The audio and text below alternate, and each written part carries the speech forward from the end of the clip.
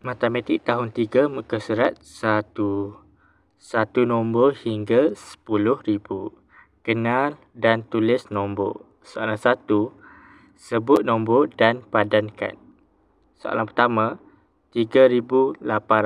3,800 adalah yang ini.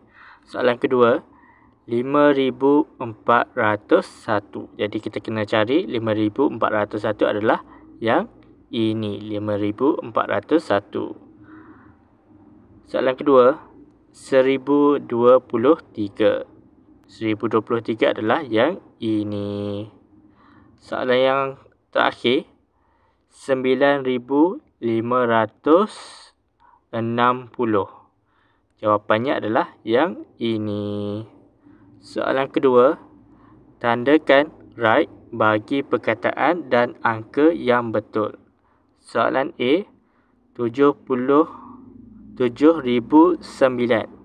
7,009 adalah yang ini. Jadi ini adalah betul. Soalan B, 2,051.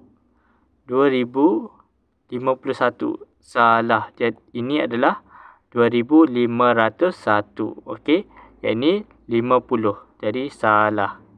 Soalan C, 3,416. 3,416. Jadi jawapan yang ini betul. Jadi ini adalah jawapannya.